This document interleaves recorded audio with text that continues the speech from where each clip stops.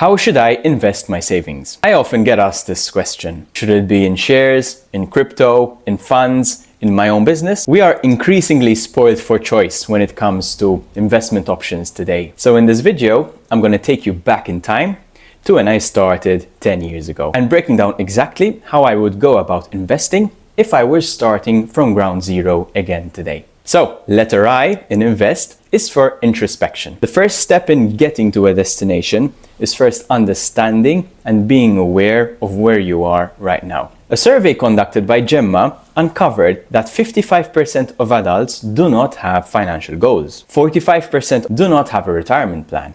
And some 56% will rely entirely on a government pension when they retire, if they will ever get it. It sounds so simple and obvious, but as Carl Jung rightly said, until you make the unconscious conscious, it will direct your life and you will call it fate. When it comes to finances, each of us has our unique patterns and habits that shape our behaviors. Our first step is to understand these patterns and habits, identifying the aspects of our financial life that require attention. You might be feeling like you're not earning enough, or perhaps you're earning enough, but you don't know how to manage it effectively. Debt could also be a hurdle that's holding you back. To overcome these challenges and create a solid financial plan for your future, it's essential to take the time to understand what's been keeping you in the same place year after year. Investing, at its core, involves dedicating resources now to reap benefits in the future. But before we make any smart investment decisions, we must assess our current position, pinpoint what's been holding us back, and create a plan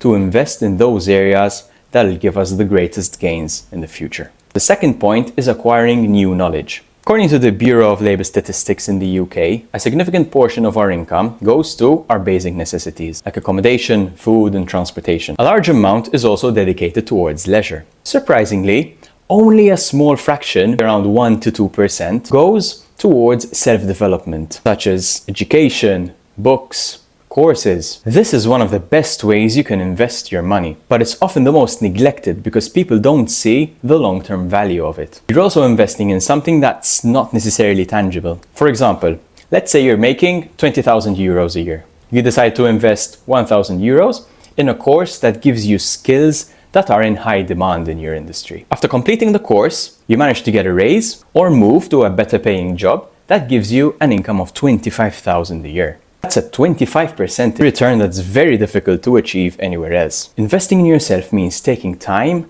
and money to develop your skills and to learn new skills, such as accounting, selling, money management, skills that you want to hone, but you don't quite know how. You might also contemplate hiring a coach or a mentor, or investing in equipment that can significantly benefit your own career or business. When you're investing in yourself, you're essentially enhancing your capacity to earn more and create opportunities for personal growth. Point number 3 relates to the concept of value, and this pertains to things that hold a personal significance to you. It's not just about conforming to someone else's preferences, but rather items, ideas, and ventures that resonate with your own values. It's crucial not to invest in something solely because it's popular or everyone else is doing it. For example, if your friend is allocating 1,000 euros to cryptocurrency and you're spending 50% of your income on your mortgage, then you're in vastly different financial situations, and the value of that 1,000 euros to you differs significantly to your friends. In this scenario, it might be smarter to allocate that money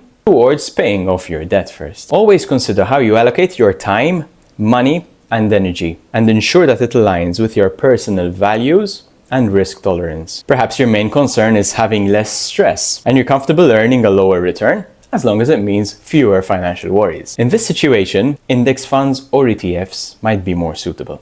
On the other hand, if you're comfortable with higher risk and the potential to make significant gains, and you have a considerable amount of disposable income, then assets like crypto or other high-risk investments might be more appropriate for you. It's essential to have a clear understanding of your risk tolerance and invest in instruments that align with your personal values. Number 4, investing in experiences trumps spending on material possessions. Extensive research has delved into the science supporting this claim, revealing 3 fundamental reasons as to why experiential spending leads to greater happiness. Firstly, we don't usually compare our experiences with others. Material possessions are often a status symbol, whereas experiences are unique to us, so we don't fall into the comparison trap as easily. The second reason relates to a phenomenon known as hedonic adaptation. The initial dose of happiness that we experience once we buy a material possession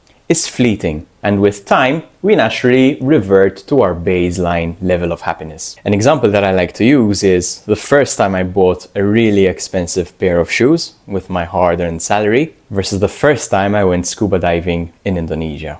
Experiences can keep making us happy through emotions or memories, even when they're over. Thirdly, experiences tend to be shared with other people. And that means forming social connections and building relationships. Material possessions, on the other hand, are often enjoyed alone. Number 5, strategy. Consider a challenge you're currently facing. Take a step back to reflect on your current position and where you aspire to be. This process largely ties back to the earlier point that we made on introspection. So, recognize your current circumstances, visualize the destination, and try to actively eliminate any obstacles that stand in your way. 5 months ago, when I embarked on my content creation journey, I recorded my first videos using a 5-year-old phone and no equipment whatsoever. As cringeworthy as they are, I've shared a link to my first videos below so you can see the difference. As I saw my content gaining popularity, I knew I had reached a crossroads. I could either keep spending long amounts of time creating content for fun with my existing equipment, or I could think bigger and invest in some equipment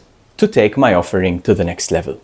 The strategy I employed was to invest in the latest iPhone, a mic, and a tripod. And if you guys keep on liking my content and subscribing to my YouTube, I'll keep improving my content for your ultimate benefit. The same applies to money. So think of what is keeping you where you are and stuck in the same place. Is it not making enough money? Is it not having the necessary skills to take you to the next level in your career? You want to think about the recurring problem that keeps holding you back and then find the solution or learn the skills you need to bridge the gap. Number 6, travel, particularly studying abroad. Research by the IES shows that 95% of students who studied abroad reported an increased level of maturity. 96% showed increased self-confidence, and 95% said it had a lasting impact on their worldview. Having lived and studied for 2 years in Madrid, Spain, I can totally attest to this. Another survey conducted among 100 professionals showed that those who traveled more exhibited increased levels of cognitive flexibility and a greater ability to generate fresh ideas and solve problems more efficiently. This doesn't necessarily mean spending a lot of money or traveling to the other side of the world. It simply means getting out of your comfort zone and away from your usual environment.